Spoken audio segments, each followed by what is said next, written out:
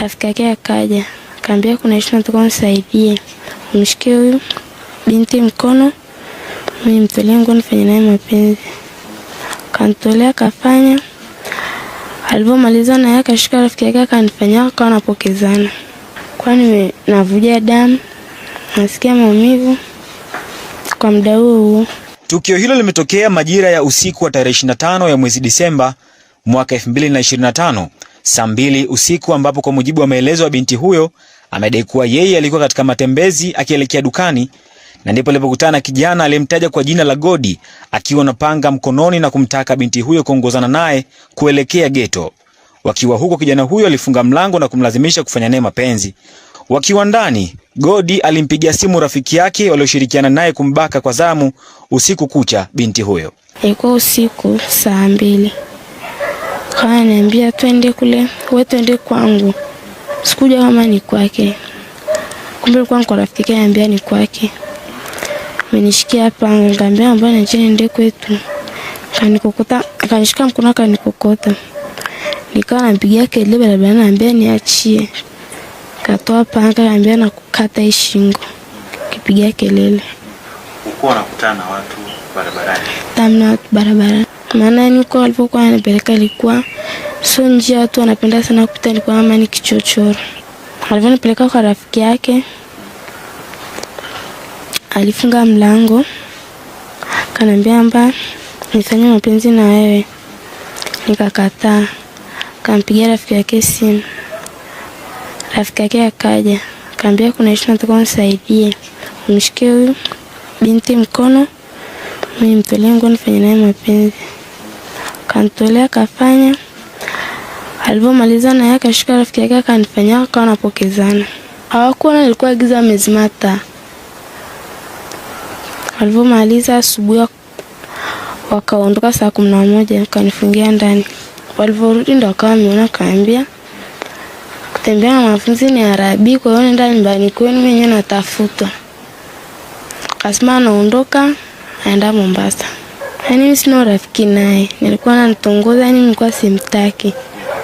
Kaambia mimi wezi nitongoza, mimi bado mwanafunzi, nitakuwa nisome ushamaliza shule, mimi sijamaliza shule. Kwa mazito haya aliyomkuta binti huyo, anaeleza athari na madhara aliyomkuta, ikiwemo kuvuja damu sehemu za siri na kuhisi maumivu, akieleza kuwa tukio hilo lilikuwa ni mara yake ya kwanza, kwani hakuwahi kukutana na mwanaume.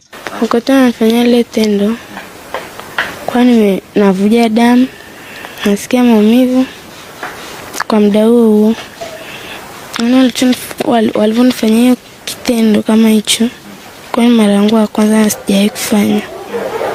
Kwa hiyo niliumia, sikutarajia kama nitafanya kitendo kama hicho. Kwa upande wake, dada wa binti huyo ameeleza hatua za kisheria walizochukua kama familia mara baada ya kumtafuta ndugu yao kwa masaa kadhaa bila mafanikio, hadi pale walipopokea ujumbe kupitia nambari ngeni iliyomwelekeza alipo msichana huyo. Baada ya kukata Rabi asubuhi hiyo, kwa nadhani walipata taarifa wale vijana, na walipopata taarifa walianza kunitumia message na namba ni 78, ambao nilicheki usajili, jina ni Lawrence Maleko, wakiwa wananichatisha kama rafiki wa mdogo wangu wa kike ambaye anaitwa Winifrida. Wanasema mimi ni Winnie, nilikutana na Elna akiwa dukani, kuna kaka alikuwa anamtishia kumkata na panga. Kwa hiyo nimeondoka naye, niko naye nyumbani kwetu. Baada ya kumpeleleza sana, kumtumia SMS nyingi, akabadilisha akasema yuko kwa kina Safina ambaye ni rafiki yake na mdogo wangu. Ila tulivyokaa na kulijadili, tuligundua ni hawa vijana wanatuchezea mchezo. Kwa hiyo tulivyogundua hilo, tuliwapigia. Baada ya kupigia simu hiyo, wakatublock. Kwa hiyo ukipiga ile namba haiti, ipo busy muda wote. Basi ndo tukasubiri mpaka huo muda wa saa 2 walipomwachilia akaja nyumbani. Baada ya kumbana vizuri, ndo akasema alipokuwepo kwamba alikamata nao vijana, walikuwa wawili ambaye ni Lawrence na Godi. Wakamfanyia hivyo vitu. Maana baada ya sisi kwa tunamtafuta huyu, sikuwa namfahamu vizuri. ila bodaboda alikuwa amenibeba akaniambia ni yule pale, na alikuwa yuko na msichana mwingine. Kwa hiyo mdogo wangu amemfungia ndani, ila barabarani yuko na msichana mwingine. Na ni vijana wenye umri gani? Ni miaka 18 kwenda 19. Ni kijana mwenye ni mtu mzima kabisa. Tangu tukio limetokea siku tarehe 25 mpaka leo hii litakiwa hata vijana wawepo ndani, lakini sioni chochote kinachofanyika mpaka muda huu. Watoto wako wenyewe wanaenjoy, ila sisi wa kwetu wanateseka na maumivu. Umewaona hao vijana? Wapo.